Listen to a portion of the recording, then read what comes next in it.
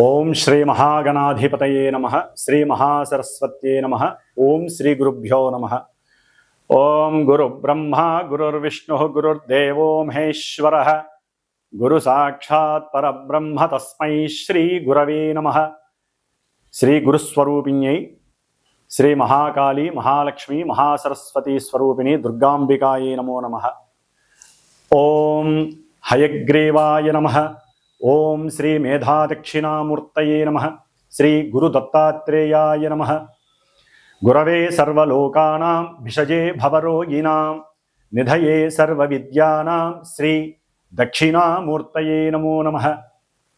శ్రీ దక్షిణామూర్తి వారికి అట్లాగే గురు సమానులైనటువంటి పీఠాధిపతులకి అందరికీ కూడా పాదాభివందనం చేస్తూ పాదాలకి నమస్కారం చేస్తూ ఆషాఢమాసంలో వచ్చేటటువంటి ఈ నెల అనగా జూలై 10వ తేదీన గురువారం రోజున గురు పౌర్ణమి, వ్యాస పౌర్ణమి. ఈ రోజున చాలా విశేషమైనటువంటి శుభదినము. ఎందుకంటే అన్నిటికన్నా మానవునికి కావలసింది మేధస్సు, దానితో జ్ఞానము. ఈ జ్ఞానస్వరూపులైనటువంటి ఈ హయగ్రీవ వారు, అట్లాగే దక్షిణామూర్తి వారు, దత్తాత్రేయ స్వామి వారు, వీరు మాత్రమే గురువులు, సాక్షాత్తు పరమ గురువులు. కాబట్టి వీరి పరంపరగా తర్వాత మనకున్నటువంటి గురువులు చాలామంది ఉంటారు. విద్యాపరంగా కావచ్చు, అనుభవపూర్వకంగా కావచ్చు, అది జ్యోతిష్య గురువులు కావచ్చు, విజ్ఞానపరమైనటువంటి సైంటిఫిక్ గురువులు కావచ్చు, లేకపోతే వ్యాపారపరమైనటువంటి గురువులు. మనకి జ్ఞానాన్ని అంటే చదువు రూపకంగా జ్ఞానాన్ని ఇచ్చేటటువంటి ఎటువంటి గురువునైనా సరే చక్కగా ఈ యొక్క గురు పౌర్ణమి రోజున ఆరాధించగలిగితే చాలా విశేషమైనటువంటి పుణ్యము కలుగుతుంది, అఖండమైనటువంటి జ్ఞాన సిద్ధి కలుగుతుందని చెప్పి శాస్త్రవచనం. కాబట్టి అందరూ కూడా ఈ ఆషాఢ మాసంలో వచ్చేటటువంటి జూలై 10వ తేదీన గురు పౌర్ణమి రోజున మీ మనసుకి నచ్చినటువంటి గురువులకి పాదాభివందనం చేసుకొని వారికి కాస్త వస్త్రదానం చేయవచ్చు, లేదా ఫలదానమైనా చేయవచ్చు. అన్నిటికన్నా అందరికీ ముఖ్యము తండ్రి. తండ్రే మొదటి గురువు, పరమ గురువు. కాబట్టి అవకాశం ఉన్నవాళ్ళు, తల్లిదండ్రుల దగ్గరగా ఉన్నటువంటి వారు తండ్రికి పాద నమస్కారం చేసుకుంటే అందరి గురువులు ఆయనతో సమానం అన్నమాట. కాబట్టి జీవపుత్రుడు ఆయనే జీవాన్ని ఇస్తాడు. కాబట్టి స్త్రీలైనా పురుషులైనా సరే తండ్రికి తల్లికి నమస్కారం చేసుకుని ఆ రోజున వారి ఆశీర్వచనం తీసుకున్నట్లే అందరి గురువుల యొక్క ఆశీర్వచనం మీకు లభిస్తాయి. ఆ తర్వాత దేవాలయాలకు వెళ్ళటం, ఆ దేవాలయాల్లో చక్కగా మనకి కావలసినటువంటి ఆ గురు పరంపరలో ఉన్నటువంటి దక్షిణామూర్తి వారి గుడి కానివ్వండి, లేకపోతే దత్తాత్రేయుడి గురువు కానివ్వండి, వీళ్ళకి ఎవరికైనా నమస్కారం చేసుకోండి. వారికి సంబంధించినటువంటి శ్లోకాలు, స్తోత్రాలు ఉంటాయి, మంత్రాలు కాదు. వాటిని చక్కగా ఒక 108 సార్లు కనుక జపం ఆచరించినట్లయితే శుభాన్ని కలుగజేస్తుంది. ఆ తదుపరి మరి మనము ప్రతి నెల మాసము కూడా అంతరిక్షంలో అన్ని గ్రహాలని, ముఖ్యంగా మన యొక్క భూమిని తన యొక్క ఆకర్షణ శక్తి చేత, బలము చేత తన చుట్టూ పరిభ్రమణం చేయించుకుంటూ ఉన్నటువంటి సూర్య భగవానుడి యొక్క సంక్రమణం యొక్క వేడుక. మరి మనకున్నటువంటి 2 ఆయనాలలో ఉత్తరాయణ పుణ్యకాలంలో 6 నెలలు మన యొక్క జీవితాన్ని గడుపుతూ వచ్చాం. ఇప్పుడు కర్కాటక రాశిలోకి ఈ యొక్క సూర్య భగవానుడు, సూర్యనారాయణ మూర్తి మనకి జూలై 16వ తేదీన మధ్యాహ్నం 3 గంటల ప్రాంతంలో చక్కగా స్వామివారు కర్కాటక రాశిలోకి అడుగు పెడుతున్నారు. మరి ఈ కర్కాటక రాశిలోకి ఈ యొక్క సూర్యుడు సంక్రమించినటువంటి సమయాన్ని మన శాస్త్రరీత్యా కనుక గమనించినట్లయితే దీనిని దక్షిణాయన పుణ్యకాలము అంటారు. అదే మకర రాశిలో కనుక సూర్యుడు ప్రవేశించినట్లయితే అది జనవరి 16, 14 తేదీల్లో వస్తుంది. దాన్ని ఉత్తరాయణ పుణ్యకాలం అంటారు. అది దేవతా కార్యక్రమాలకి, దేవతా ప్రతిష్టలకి, గృహప్రవేశాలకి, వివాహాలకి, ఉపనయనాలకి, ముఖ్యంగా ఉపనయన సంస్కారాలకి చాలా విశేషమైనటువంటి రోజులు ఈ యొక్క ఉత్తరాయణ పుణ్యకాలము. అయితే ఈ దక్షిణాయన పుణ్యకాలంలో అటు విష్ణుమూర్తి, ఇటు పరమశివుడు ఇరువురు కూడా ధ్యాన యోగంలో ఉంటూ ఉంటారు ఒక 4 నెలల కాలము. దాన్నే మనము చాతుర్మాస్య వ్రత దీక్ష అంటారు. అంటే భూలోకంలో కొంతమంది గురువులు, మానవులు కూడా ప్రశాంతత కోసం, జీవన్ముక్తి కోసమని ఈ చాతుర్మాస్య వ్రత దీక్షని పొంది చక్కగా ఆ యొక్క విష్ణు పరంపర, శివ పరంపర దీక్షలో చక్కగా వారి యొక్క జీవితాన్ని గడుపుతూ ఉంటారు. అది ఎవరి అభిప్రాయం, ఎవరి ఇష్టాన్ని బట్టి వారు చేసుకోవచ్చు. అయితే ఈ యొక్క కర్కాటక రాశిలోకి సూర్యుడు సంక్రమించినటువంటి ఈ సమయము అనగా జూలై 16వ తేదీన మధ్యాహ్నం పూట అయింది కాబట్టి ఎవరైనా సరే మరుసటి రోజైనా సరే శ్రాద్ధ కర్మలు లేకపోతే వారి యొక్క పెద్దవాళ్ళకి చనిపోయినటువంటి పెద్దవాళ్ళకి ఏదైనా పితృకర్మల పరంగా చేసినటువంటి పిండ ప్రదానాలు ఇలాంటివి చేసుకోవటం వలన వారికి చక్కగా అనంతలోకాలలో విష్ణు సాన్నిధ్యము కలిగే అవకాశము, వైకుంఠ ప్రాప్తి కలిగే అవకాశం ఉంటుంది.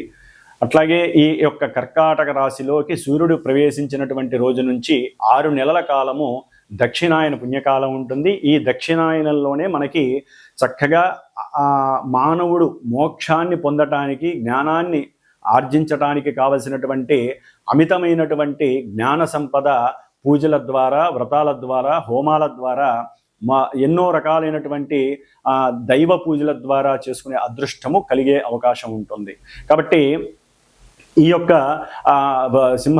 కర్కాటక రాశిలో ఉన్నటువంటి సూర్యుడు ప్రవేశించిన తర్వాత 6 నెలల కాలము కూడా చక్కగా మానవులందరూ కూడా మనకు వచ్చేటటువంటి గణపతి నవరాత్రుల దగ్గర నుంచి అన్నీ కూడా దైవానికి సంబంధించినటువంటి కార్యక్రమాలు. ఎందుకంటే ఇక్కడ వర్షాకాలము, శీతాకాలం అనేది మానవుని యొక్క ఆరోగ్యం పైన ప్రభావం చూపిస్తుంది కాబట్టి దైవానికి సంబంధించినటువంటి ఆరాధనలు, స్తోత్ర పారాయణలు, అర్చనలు చేయటం ద్వారా చక్కటి ఆరోగ్యము, మనఃప్రశాంతత, కార్యసిద్ధి కలిగి జ్ఞానానికి, మోక్షానికి కూడా కలగడానికి అవకాశం ఉంటుంది.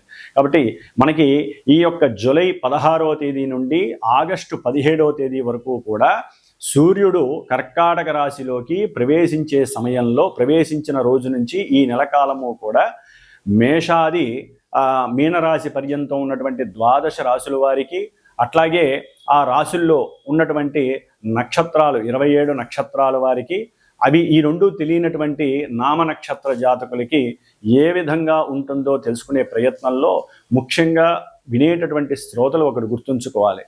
ఏదైనా సరే ప్రస్తుత కాలంలో గోచారంలో గ్రహాలు ఆకాశంలో ఈ రాశుల్లో ఈ నక్షత్రాలలో సంచరించే సమయంలో ప్రపంచంతో పాటుగా, అంతరిక్షంతో పాటుగా మానవుల మీద కూడా ఆ ప్రభావాన్ని చూపిస్తుందని మాత్రమే అర్థం చేసుకోండి. జన్మజాతకంలో ఉన్నటువంటి ఆ గ్రహాల యొక్క స్థితిగతులు, అట్లాగే అంతర్దశల రీత్యా వారికి జరిగేటటువంటి ఈవెంట్స్ ప్రెజెంట్ గోచారంలో గ్రహస్థితులు ఏ విధంగా నిర్ణయిస్తాయో మాత్రమే తెలియజేస్తుంది. కానీ చాలామందికి తెలియక ఈ యొక్క రాశి లేకపోతే నాది నక్షత్రము మరి మాకు చెప్పినవి జరగట్లేదు, లేకపోతే మీరు చెప్పినట్టుగా మాకు నెగిటివ్ జరగట్లేదు, పాజిటివ్ జరుగుతోంది, పాజిటివ్ జరగట్లేదు, నెగిటివ్ జరుగుతోంది అంటున్నారు. ఇది ఎక్కడా కూడా వారికి సంబంధం ఉండదు. జస్ట్ ఆ యొక్క కిరణాలు వారి మీద పడి కొంతవరకు ప్రభావాన్ని చూపిస్తాయే తప్ప ప్రత్యేకించి మొత్తము కూడా మేము చెప్పిన విధంగానే జరుగుతుంది అని ఎక్కడా కూడా శాస్త్ర నిర్ణయం లేదు.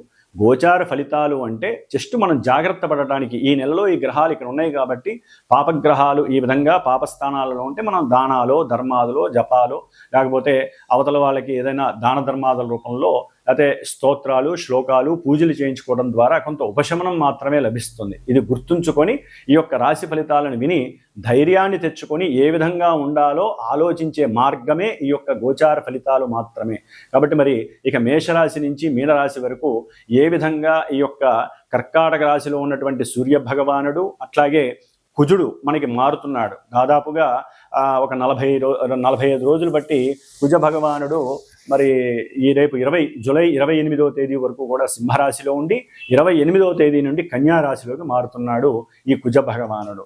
అట్లాగే మనకి ఈ యొక్క బుధుడు మనకి జూలై 18వ తేదీన ఉన్నటువంటి ఆశ్లేష నక్షత్రంలో ఉండి కర్కాటక రాశిలో వక్రత్వం చెందుతున్నాడు దాదాపుగా ఆగస్టు 11వ తేదీ వరకు కూడా. కాబట్టి ఆయన ఇచ్చే ఫలితాల్లో కొంత తారతమ్యం కలిగే అవకాశం ఉంటుంది. అట్లాగే ముఖ్యంగా మనకి ఉన్నటువంటి మాస ఫలితాల్లో శుక్రుడు కూడా, ఈ శుక్రుడు చక్కగా ప్రస్తుతానికి తన యొక్క స్వక్షేత్రమైనటువంటి వృషభ రాశిలో ఉంటూ ఎంతో ఆనందాన్ని పంచుతున్నాడు. ఈ నెల అంటే జూలై 26వ తేదీ నుండి ఆగస్టు 21వ తేదీ వరకు కూడా మిత్రక్షేత్రమైనటువంటి మిథున రాశిలోకి మారతాడు. కాబట్టి ఈ యొక్క 17వ తేదీ ఆగస్టు వరకు కూడా కొన్ని గ్రహాల యొక్క మార్పుల వలన కూడా ఎన్నో రకాలైనటువంటి సంస్కారాలు జరిగే అవకాశం ఉంటుంది. అవన్నీ కూడా చక్కగా తెలుసుకొని జాగ్రత్తలు వహించుదాం అని చెప్పే ఆలోచనతో మరి ఇప్పుడు మన యొక్క ద్వాదశ రాశుల యొక్క ఫలితాలని ప్రారంభం చేద్దాం. ఓం నవగ్రహ దేవతాయే నమో నమః. అలాగే జూలై 13వ తేదీ నుండి కూడా నవంబర్ 28వ తేదీ వరకు కూడా శని మహానుభావుడు మీనరాశిలో తన యొక్క సొంత నక్షత్రంలో ఉంటూ ఆయన వక్రత్వాన్ని పొందుతున్నాడు. ఈ వక్రత్వం వలన కొన్ని రాశుల వారికి జరిగేటటువంటి కొన్ని అనర్థాలు, ఇబ్బందులు తొలగిపోయి కొంతవరకు ఆయన యొక్క స్థానస్థితి, దృష్టులు తొలగడం ద్వారా వారికి శుభాలు కలగడానికి అవకాశం ఉంటుంది.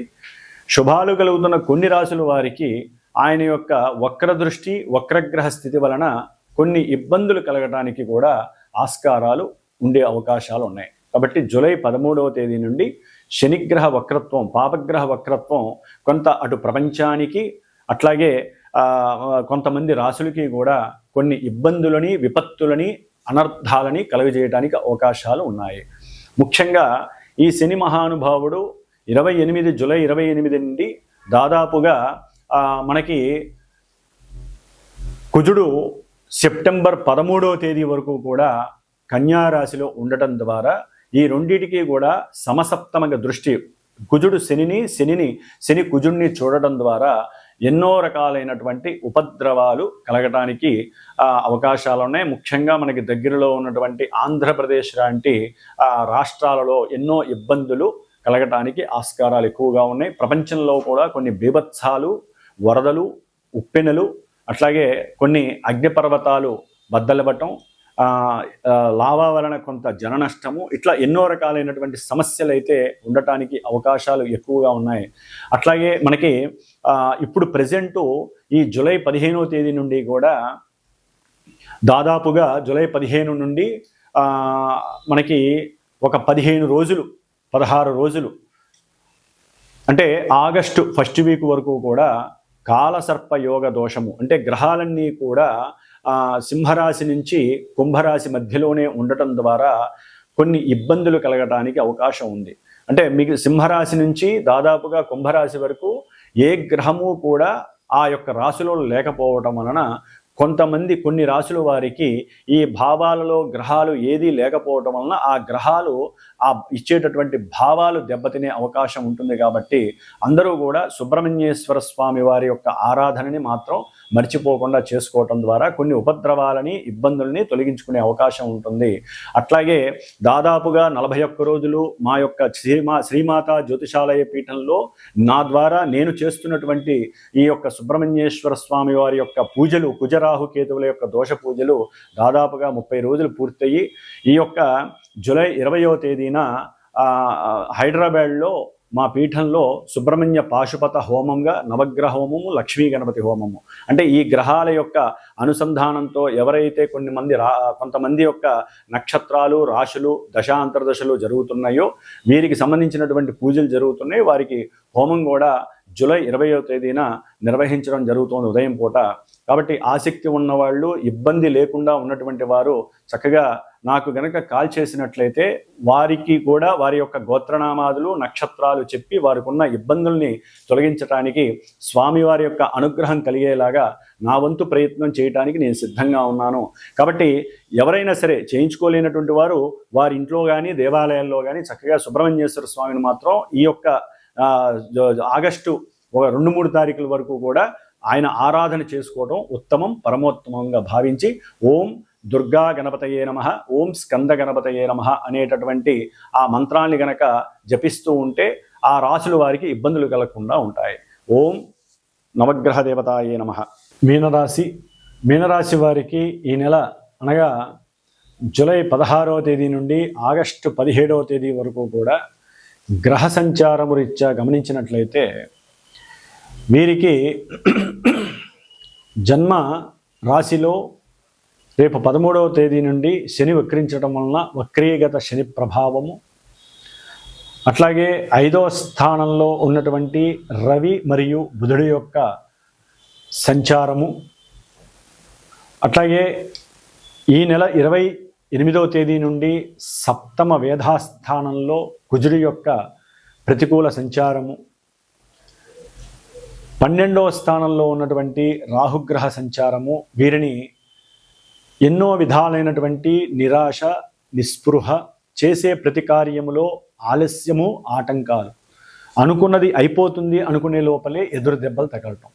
28 వరకు కూడా కుజగ్రహ అనుగ్రహం కాస్త అనుకూలంగా ఉంది, కుజకేతువుల అనుగ్రహం. కాబట్టి మీనరాశి వారికి దాదాపుగా 45 రోజులు బట్టి, అంటే 40 రోజులు బట్టి ప్రయాణం సౌఖ్యంగా సాగింది. ఆర్థికంగా కావచ్చు, ఉద్యోగరీత్యా కావచ్చు, సంతానరీత్యా కావచ్చు, శత్రు రోగ రుణ వృద్ధి లేకుండా ఆయన కాపాడుతూ వచ్చాడు. రోగ నిరోధక శక్తి కూడా పెరిగింది. ఏదైనా సమస్యలు కడుపులో వచ్చినా వెంటనే రీగైన్ అయిపోవటం, మళ్ళీ మారిపోవటం, ఇలాంటివన్నీ జరిగిపోయినాయి. మంచిగా ఉన్నంతలో అనుకూలంగా ఉన్నాడు కుజకేతువు. తండ్రితో కూడా కాస్త అప్పుడప్పుడు చిన్న సమస్యలు వచ్చినా మళ్ళీ వాటిని ఎదుర్కొనే స్వభావం మీకు కలిగింది. మాటలతో, ఏదో మాటలతో మీకున్న మేధా సంప్రాప్తితో, ఆలోచన సిద్ధితో నడిపించుకుంటూ వచ్చేసారు, అయిపోయింది. మరి ఈ నెల 28 తర్వాత కుజుడు సప్తమంలోకి వస్తే కుటుంబంలో భగ్గుమం లేస్తాయి సమస్యలు. ఏం లేదు, ఇగో, అహంకారం, అగ్రెసివ్నెస్, కోపము, ఆవేశము, ఎక్కడో ఉద్యోగంలో ఉండే సమస్యలన్నీ ఇంట్లోకి తీసుకొచ్చేస్తారు, ఆడైనా మగైనా. ఎందుకంటే ఇప్పుడు స్త్రీ పురుషులు ఇద్దరు ఉద్యోగాలు చేస్తున్నారు కదండి. కాబట్టి కుటుంబంలో లేనిపోని అపార్థాలు, అనుమానాలు, అవమానాలు ఇవన్నీ కూడా మిమ్మల్ని ఒక తాటిలోకి తీసుకొచ్చి భార్యాభర్తల మధ్య అవినాభావన సంబంధాన్ని తెగదేస్తుంది. వ్యాపార విక్రయ, క్రయ విక్రయాదుల విషయంలో కూడా ధనపరమైనటువంటి అవతల వాళ్ళు మిమ్మల్ని అర్థం చేసుకోలేనటువంటి పరిస్థితి ఎదురయ్యి భాగస్వామ్యాలు తెగిపోయి, భాగస్వామ్యాలు ఉన్నటువంటి వారు కూడా అప్పటి వరకు అన్యోన్యంగా ఉన్న వాళ్ళు కూడా ఒక్కసారి వ్యాపార విషయంలో కోర్టు మెట్లెక్కాల్సి వస్తుంది. పోలీస్ స్టేషన్లు, గొడవలు, సమస్యలు ఇలాంటివన్నీ కూడా జరుగుతాయి. కుజగ్రహ ప్రభావం అంత చెడ్డది. చేసే ఉద్యోగంలో మార్పులు కలుగుతాయి. ఇక్కడ కాదు, మీరు అక్కడికి వెళ్ళండి అని చెప్పి ఉన్నట్టుండి వస్తుంది మీకు ఒక రకమైన, లేకపోతే మీ ఇష్టం, మానేసేయండి. మీనరాశి వాళ్ళే కుజగ్రహ ప్రభావం. దానివలన స్ట్రగుల్స్, స్ట్రెస్, టెన్షన్స్, కోపము, ఆవేశము ఇవన్నీ కలుగుతాయి కుజగ్రహ ప్రభావం వలన. ఆర్థిక ధన నష్టము.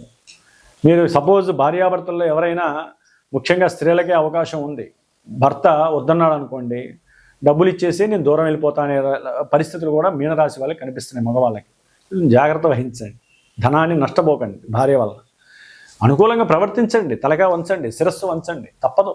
గ్రహస్థితి బాగాలేనప్పుడే మనం దాసోహం అవ్వాలి. కోపం వచ్చిందనుకోండి, ప్రశాంతంగా చిరునవ్వు నవ్వండి. సుబ్రహ్మణ్య స్వామి ఎట్లా నవ్వుతూ ఉంటాడో అట్లా నవ్వండి. అట్లాగే శుక్రుడు, ఈయన అట్లాగే ఎవరైనా సరే వివాహకారకుడు, వివాహ స్థానంలో ఉన్నటువంటి కుజుడు వలన వివాహం అవుతుంది అనుకొని మాటాముచ్చట్లు జరిగిన వాళ్ళు కూడా విడిపోతారు. అంటే జరగదు, ఆయన వచ్చి దాన్ని కబలించేస్తాడు. అట్లాగే బంధువులతో లేనిపోని కయ్యాలు, వాగ్దోషమే, లేనిపోని గొడవలు, సమస్యలు, కయ్యాలు. ముఖ్యంగా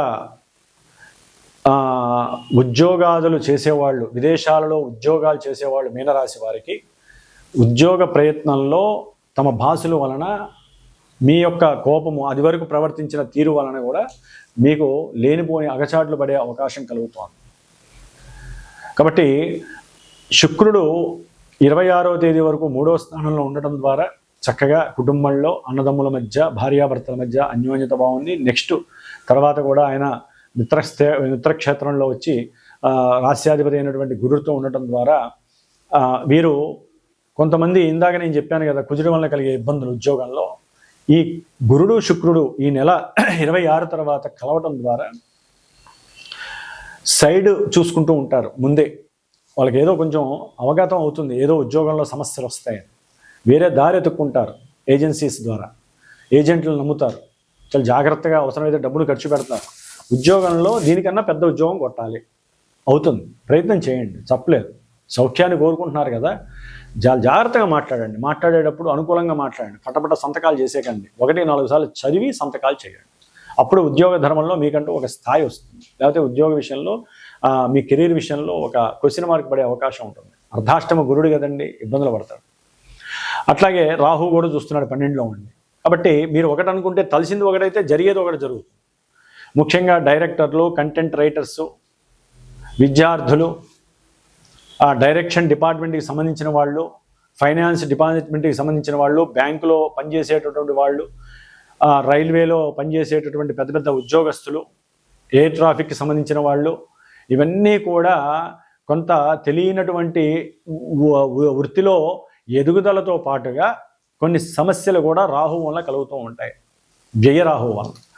అట్లాగే పంచమంలో ఉన్నటువంటి రవి బుధుల వలన మీ యొక్క ఆలోచన స్థాయి మందగిస్తుంది, బుద్ధి మాంద్యం ఏర్పడుతుంది. చేయాల్సిన పనిని, ఉద్యోగ ధర్మంలో చేయాల్సిన పనిని సరిగ్గా చేయకపోవడం వలన మీనరాశి వారికి ఉద్యోగంలో అలసత్వం వలన, మీరు చెప్పే అవసరం లేని కొన్ని మాటల వలన ఉద్యోగాలు తొలగిపోయి ఉద్యోగంలోంచి వెడలిపోయే అవకాశం కూడా వస్తుంది. ఉద్యోగంలో తీసేస్తారు.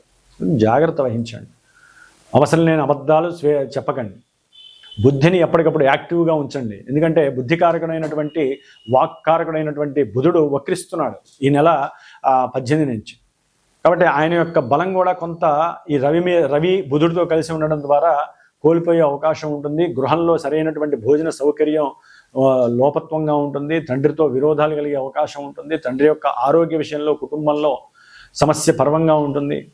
సంతానంతో కొంత వాగ్దోషం వలన వారి యొక్క చదువు విషయంలో మీరు అతి జాగ్రత్త పడి వారితో కొంత సమస్యాత్మకమైనటువంటి పరిస్థితుల్ని కొని తెచ్చుకునే అవకాశం ఉంటుంది. పిల్లల విషయంలో కొంచెం జాగ్రత్త వహించండి.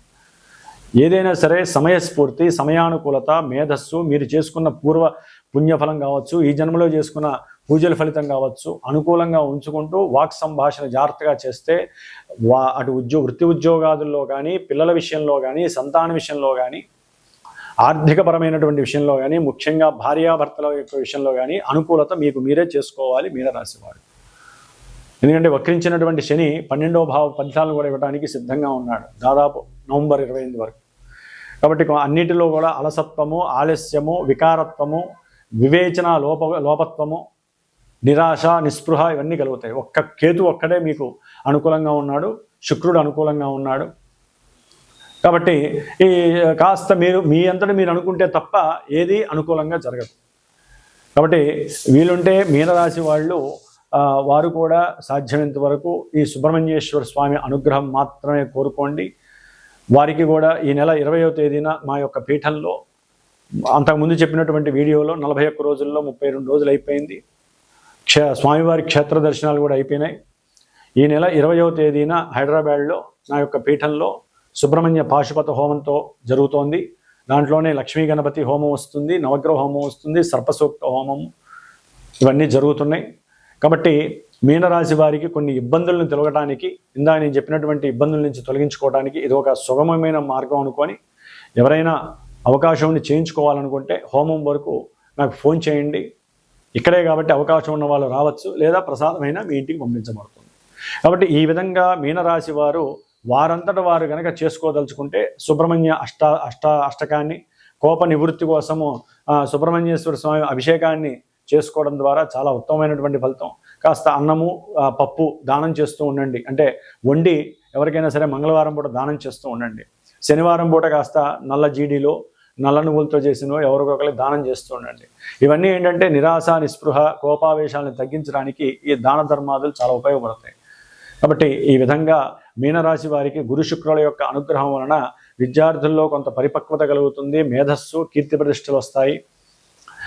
ఏదైనా ఒక పెద్ద గృహాన్ని వీళ్ళు పొందే అవకాశం ఉంటుంది, స్థలాన్ని కొనే అవకాశం ఉంటుంది. ఉన్న స్థలాన్ని అమ్ముకొని మంచి లాభంతో చక్కగా భార్య పేరు మీదో, భర్త పేరు మీదో ఇద్దరూ కలిపి రాసుకునే అవకాశం కూడా కలుగుతుంది. ప్రయత్నం చేస్తే ఉద్యోగంలో కూడా ఉన్నతమైనటువంటి స్థితి, వ్యాపారస్తులకి యోగ్యకరమైనటువంటి విషయం అని కూడా చెప్పుకోవచ్చు. ఓం గం గణపతయే నమో నమః. ఓం గం గణపతయే నమః. ఓం సాం శరవణ భవాయ నమః. పూర్వము ఒక 30 days ముందు మనం చెప్పుకున్నటువంటి కొన్ని రాశుల వారు, అనగా మేషము, అట్లాగే వృషభము, కర్కాటకము, సింహము, కన్య, వృశ్చికము, మకరము, కుంభము, ఈ రాశుల వారు. అట్లాగే కుజమహర్దశ, కేతు, రాహు అంతర్దశలు, మహర్దశలు జరుగుతున్నవాడు. కుజ నక్షత్రాలైనటువంటి మృగశిర, అట్లాగే మృగశిర, చిత్త, ధనిష్ట నక్షత్ర జాతకులు, ఆరుద్ర స్వాతి శతభిష రాహుగ్రహ నక్షత్ర జాతకులు, అశ్విని మఖ మూల కేతు నక్షత్ర జాతకులు, వీరందరికీ కూడా కుజ రాహుకేతువుల యొక్క సంయోగము సమ్మేళనం వలన కాలసర్ప యోగ దోషాలు, కుజదోషాలు, ఎన్నో వివాహ ఆటంకాలు, గర్భ విచ్ఛిన్న దోషాలు, రాహుకేతువుల యొక్క సర్పగ్రహ బాధలు తొలగిపోవటానికి మరి హైదరాబాద్లో శ్రీమాత జ్యోతిషాలయ పీఠంలో నా చేత ఆల్రెడీ జరుగుతున్నాయి. ఈ గ్రహాలకి జపములు, సర్ప సూక్త జపము, అట్లాగే స్వామివారు సుబ్రహ్మణ్య క్షేత్ర దర్శనాలు కూడా అయిపోయినాయి. 6 క్షేత్ర దర్శనాలు. ఇప్పుడు ఈ నెల జూలై 20వ తేదీన కృత్తికా నక్షత్రము ఆదివారం రోజున హైదరాబాద్లో చివరగా శాంత్యర్థమై సుబ్రహ్మణ్య పాశుపత హోమం జరుగుతోంది. దీంట్లోనే గణపతి, లక్ష్మీ గణపతి, నవగ్రహ నక్షత్ర సహితముగా సర్పసూక్త మన్యసూక్త సహితంగా సుబ్రహ్మణ్య పాశుపత హోమం జరుగుతోంది. కాబట్టి ఎవరైనా ఈ ఇబ్బందులు ఎవరైతే పడుతున్నారో వారు నాకు గనక ఫోన్ చేసి సంప్రదించినట్లయితే హోమానికి చాలా తక్కువ స్వల్ప దక్షిణతో ఆ యొక్క సుబ్రహ్మణ్య అనుగ్రహాన్ని పొందే అవకాశము స్వీకరిస్తారని ఈ యొక్క మెసేజ్ చేయడం జరుగుతోంది. ఓం శరవణ భవాయ నమః.